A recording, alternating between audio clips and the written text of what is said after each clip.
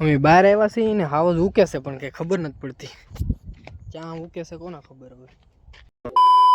બધાને જય દ્વારકાધીશ હું છું ગુજરાતી બ્લોગર 90 દિવસ પછી હું લેવાનું છું આઈફોન ને આજે છે તેનો 55મો આજે તો એમાં એવું થયું કે હું જાગ્યો પછી મને ખબર પડી કે ધૂળ બધી ફળિયામાં સાટેલી હતી કારણ કે ખાળગો ગાળેલો હતો પછી તો બિસ્લેરીના કેન બધા સડાવી દીધા ગાડીમાં નીકળી ગયો કારખાના પછી તો કારખાને આવ્યો ને કારખાને હજી તો હું બિલ ડ્રાઈવ ફરતો હતો ને એસી રૂમમાં કઈક અવાજ આવતો હતો અહીંયા જોયું તો કહારી બોલ પછી તો બિલ ડ્રાઈવ કાઢીથી એનું હલર કરી નાખ્યું એટલે હું આવી ગયો પછી બહાર બિલ ડ્રાઈવ પછી તો બિલ ડ્રાઈવ ભરીને પછી હું આવી ગયો નાસ્તો કરવા નાસ્તામાં તો હું કઈક અલગ જ ત્યાં તો ચેવડો લાવ્યો પછી તો હવે બપોરનો સમય હતો ને બધા અલગ અલગ જગ્યાએ કામે લાગી ગયેલા હતા ને હું આટા મારતો તો એસી રૂમમાં ગરમી થતી હતી પછી તો ગોડાઉનમાં આવ્યો ને ગોડાઉનમાં તો પાછી આવેલી હતી તૂટેલી બેગું એટલે મારવા માંડ્યા આવે સીલ અને હા થોડાક જ દિવસમાં હું દ્વારકા જવાનું છું લિફ્ટ માં પછી તો ડુંગળીને ફોતરાનો રેકડો ભરાઈ ગયો હતો એટલે નીકળી ગયો હું રેકડો ખાલી આ ઝાડવાને તમે કયા નામેથી બોલાવો છો એ મને કોમેન્ટમાં જ કહેજો આવી જ રીતે તમે સપોર્ટ કરતા રહો તો હું જલ્દીથી જલ્દી દ્વારકા લિફ્ટ માંગીને પહોંચી હવે તો પછી બપોરનો સમય થઈ ગયો ને બેસી ગયો જમવાનું મારા મમ્મીએ તો નાખેલા હતા પેંડા મીઠાઈમાં આજે તો ટિફિન હવે તો પછી રાતનો સમય થઈ ગયો ને વાગી ગયા 9 એટલે અમે નીકળી ગયા હવે ઘર તરફ રાતે અમે બહાર આવ્યા ને હાવ ઉગતો તો કઈ સાઈડ થી ઉગતો તો એ અમને ખબર તો તમારા ભાઈનો વિડીયો સારો લાગ્યો હોય તો ફોલો કરવાનું ભૂલતા નહીં મળીએ કાલના બ્લોગમાં રાધે રાધે બાય બાય